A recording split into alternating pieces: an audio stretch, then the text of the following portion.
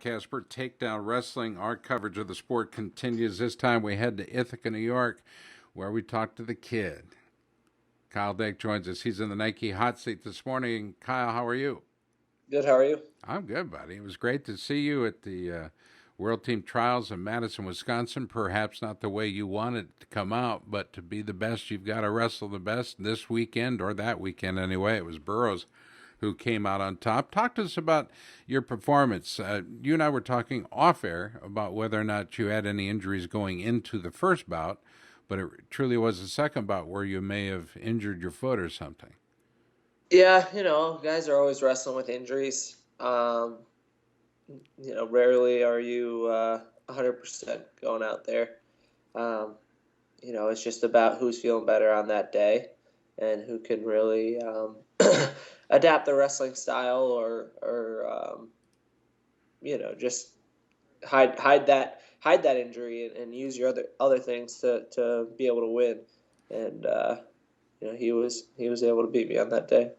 He was able to beat you on that day, and of course the future looks bright for you now as you approach probably the most healthy you've ever been over the last 6-7 years. It seems like you've had one nagging injury after another, but always been able to rise above it. There are kids out there that look at you and use you as an example, hold you up. And I got to believe you enjoy that because I see your interaction with these kids. But what do you tell them about dealing with adversity? What do you tell them about working through injury to be better? Sometimes you can't work through injury, and that's where I'm at right now. I got to just letting my body heal. My shoulder's still, not great. Very limited with my left shoulder, left arm. But, you got to tell the kids that sometimes, you just got to lay it on the line. And this was the biggest tournament of the year for me. And, I felt that taking another year off and not trying wasn't kind of in the cards for me. Even though normally I like to listen to my body and only wrestle when I'm not hindering myself. And, there's just, sometimes you got to push through it, and that's what I tried to do at World Team Trials. And, I wrestled pretty well. I wrestled really well my first match. My second match, I wrestled pretty well. My third match, I wrestled pretty well. And then I thought I wrestled a pretty good match against Burroughs the first time. I just had one call go against me, and, it cost me dearly. It did. It was a difference maker for sure. We're talking with Nick Garone earlier today of Cael Worldwide. He's part of your management team. Really, truly believes in putting the athletes first and foremost. I know that he takes a lot of weight off your shoulders, but at the same time, as a professional athlete, there's still a whole lot of hands-on and decision-making, apparel, how your brand is put out there. Are you enjoying that process? Yeah, it's a new process. It's a fun process that wrestling really hasn't experienced that much before, or I haven't seen it, and I didn't see it when I was growing up. Now kids are seeing all of these things, the JB Elites, the M2s, the KD4s, the JOs. You got all sorts of brands out there, and there's ways for kids to follow now. When I was growing up, it was pretty hard to follow my favorite athletes and my favorite wrestlers, and now it's a lot easier for them. And I'm just really, really excited to be a role model for these kids, and I try to live my life perfectly, and just be the hero that they think I am. We're talking with Kyle Dake, and you can find out more about Kyle Dake on his website or at Cael Worldwide. And that's X hyphen Cael Worldwide, Cael Worldwide online. And as a matter of fact, if you're looking for Kyle to come do camps, if you're looking for an inspirational speech, if you're looking for a great guest, he's available. He's one of the more likable guys out there. He understands the sport, and by gosh, he's been there, done that. Not a whole lot of guys that can say they've done what Kyle's done. As a matter of fact, I don't think there's anybody out there that can say it. Autographed merchandise, things like that. You like it when kids bring up a picture of you or a shirt, a program, maybe a singlet, and have you sign that? Yeah, it's cool. If they have a Kyle Dake shirt or a hat or shorts or whatever it might be, a singlet, it's pretty cool to have them to come up and say, hey, I got this. My mom got it for me for my birthday. It's all I was asking for. Could you sign it? It's like, oh, for sure, buddy. This is obviously I'll sign it for you, and hopefully, just inspires them to try to be great. To be greater than I am, to be greater than any of their heroes, and that's the big inspiration that I try to tell kids is that I don't want you to be me. I don't want you to be Cael Sanderson or Logan Stieber or Jordan Burroughs or David Taylor.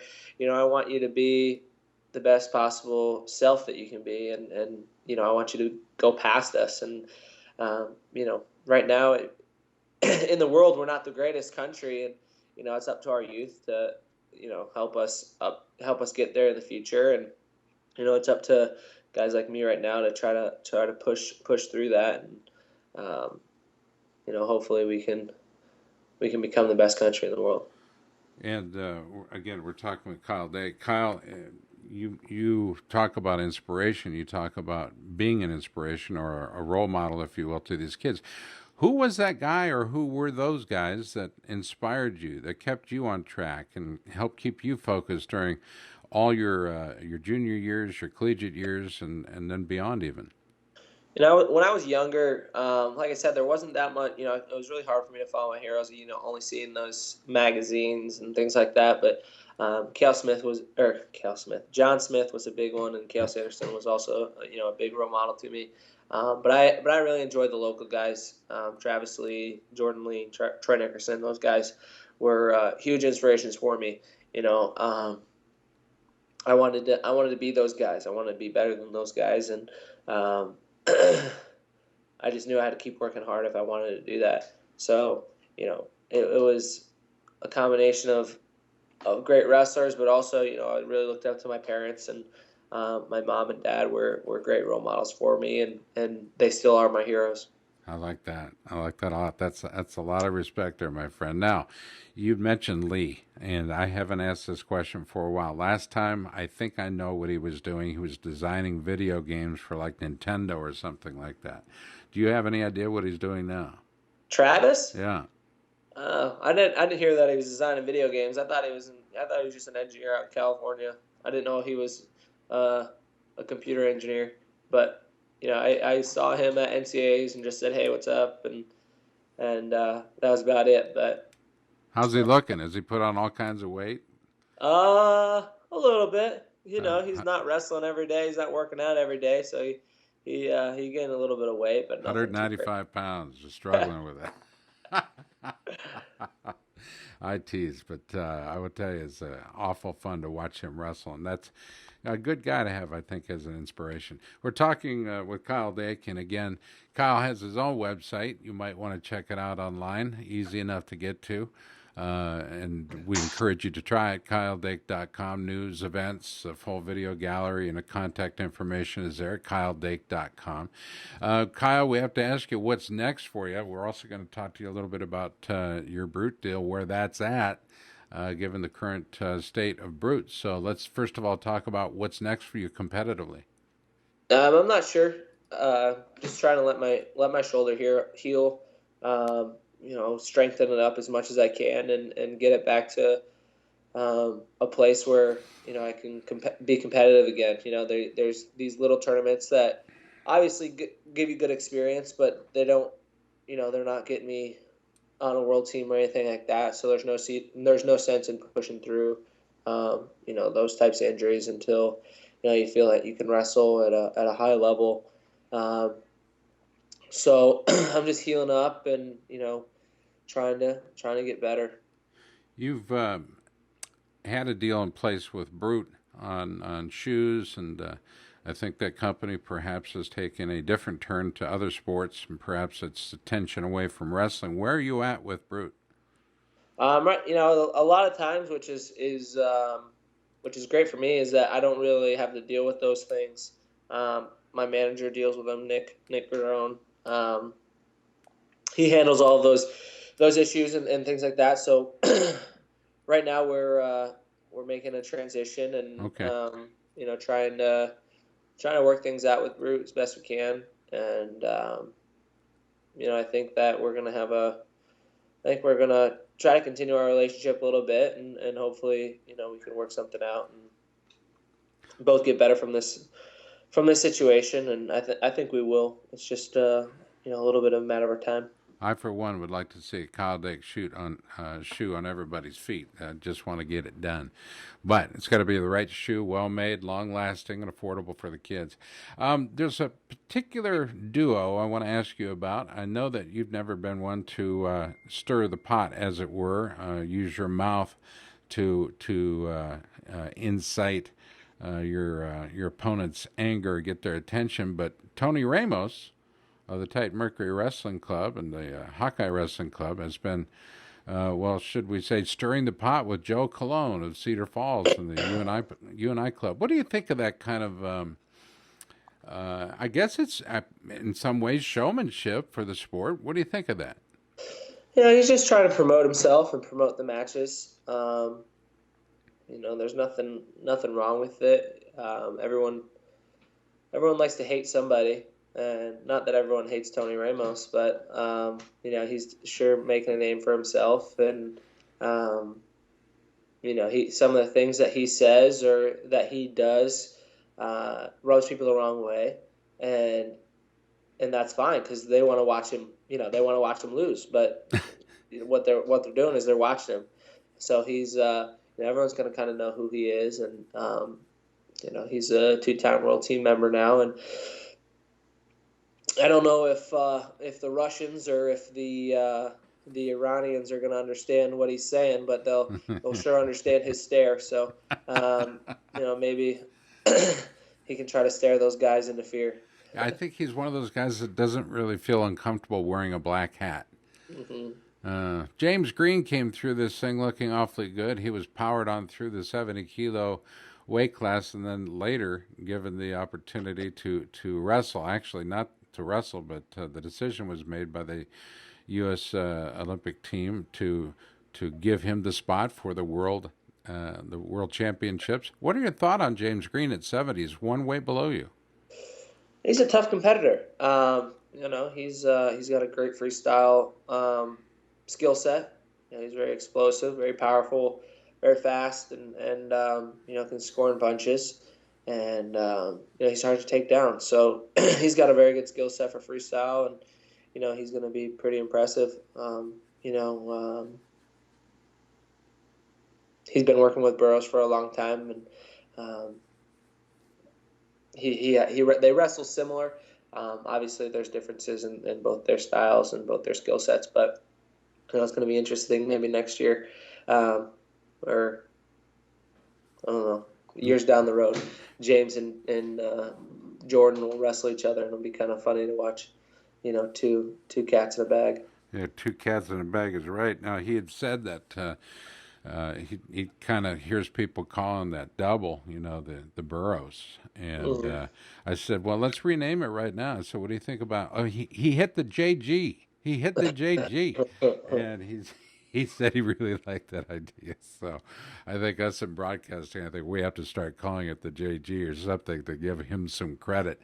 It was powerful. One other guy I want to ask you about, as a professional observer and a fan of the sport, one that really takes it seriously, Jake Herbert at his advanced age of, I don't know, what is he, 60? Seems like it, but dude just absolutely got himself prepared. Came in and just dominated at 86 kilos. Looked good doing it. What are your thoughts? Yeah, he did look good. He does a few things really well, and he forces those positions. And he had a good game plan going against Ed and wrestling those guys. He had a great U.S. Open to put himself in a position to where he could sit out, and that was a huge advantage for him. Not having to go up against the Keith Gavin, Clayton Foster, John Reed or Chris Perry. That's a meat grinder in there, and he did himself a real service by winning the U.S. Open, and he went through a decent bracket over there, and earned the spot. Sometimes they say in Samson, perhaps in biblical references, wore long hair, and the power was in the long hair. Is the power for Herbert in the mullet? I don't think so. He's always been powerful, even before he had that mullet. I don't. He's a good guy. He's one of my friends, and he's a strong competitor and a student of the sport, and it's fun to talk to him about wrestling. What happened with Jake Varner and Kyle Snyder? Is Snyder just getting that much better? I think it was probably a combination of things. Jake had a long day leading into Kyle. Kyle's obviously a great competitor and beat him at the U.S. Open too. So, he gave himself an opportunity to sit out, and he got to hang out while Varner had the stresses of 3 matches and wrestle in those matches where, he had a tech and he wrestled, not. I mean, it's only 3 matches, right? And that's the idea. If you can't get through 3 matches and then wrestle 2 matches, then you don't deserve to be on the team. But at the same time, those 3 matches take a little bit away from you, and wrestling is a game of inches and a game of milliseconds, and you got to be on your game and be ready to go. And Kyle was just a little bit faster and a little bit stronger, a little bit more prepared. Favorite signature move for you? Is it the claw or what? And folk style, my claw was pretty good. But now, I love in freestyle, I love my gut wrench. I love getting on top and really being able to kind of impose my will on guys and get to my turns, and that's just a great feeling to be able to do something like that. Kyle Dake has been our guest today in the Nike hot seat, and hopefully we'll see a Kyle Dake wrestling shoe sooner than later. You can find out more about Kyle online at kyledake.com, his official website there. News, events, contact info, great gallery as well. And also, if you'd like to see Kyle do some events for you, we invite you to check out his management website where Nick Garone holds court, and that's x-cellworldwide.com. So just think about the word xcellworldwide.com, put a dash in there between the X and C, and you'll get there. Great teammates there as well, Helen and Adeline, and just a real nice cast, and of course Nick Garone with all the great ideas in the entire world. Coming up, the Grapple at the Garden in New York City. They've had their meetings for the NCAA this week. Are you excited about wrestling's return to the city, only in a big way this year with the NCAAs? Yeah, it'll be a pretty awesome experience. To have have the NCAA championships in your backyard is pretty cool. It's only a couple hour drive down to New York City, and we'll get to being the best arena in the world. Greatest arena in the world is Madison Square Garden, and it's going to be an awesome opportunity for not only the Cornell guys but the whole country, and it'll be a real good showcase for the rest of the world to see. And it's a huge deal. It's the center of the city, and everyone walks by it and wants to see what's going on in there, whether it be Knicks playing or the Rangers playing or whoever it might be. Now it's going to be Cornell or Cornell College wrestling, and it's going to be really exciting. Last year you took a Greco bout, and a lot of people were excited to see you wrestle Greco, and it was an exciting bout. But it was not something you'd been doing 100% full time like your opponent had. Do we look forward to seeing you perhaps hit the mat one more time in whatever discipline this coming November? It's definitely a possibility. Yes. There's a chance that I'll wrestle at the grapple at the Garden, but it's just gotta work out in my schedule, and I gotta make sure that I'm doing everything I can to become an Olympic champion. And if it's wrestling in a tournament overseas and it kind of conflicts with the grapple, then I got to do what I got to do to achieve my goals. And but I really, really would love to wrestle there again, and hopefully we can make it work. Check out the new apparel. It's available. You want to be sporting Kyle. What are you wearing today? Kid Dynamite shirt. Kid Dynamite shirt. That's sweet. All right. No escaping what it says. I could only see the top of the K and the D. Kid Dynamite has been our guest. Kyle, it's always good to talk to you. My best to Megan. You guys are scheduled at least, I believe it's next year, for a little soiree down the aisle to get married, yeah? Yep. You excited about that? Pretty excited. We've been together for a long time, and it's been a long time coming. Well, it's deservedly so. You should get a nice girl, and she'll get a pretty nice guy. Dedicated to the task at hand. That, in case anybody didn't know it, a 4-time national champ, doing so at 4 different weights, ended his career, college-level career, in Des Moines, Iowa, at Wells Fargo. Special place for you, special place for those of us that get to work there weekly. But, yeah, that was a pretty, pretty special evening, I'll tell you that. Kyle, always good to talk to you. Best to everybody, Rob Cole and everybody in Ithaca. We'll talk soon. Sounds good. Thanks, Scott.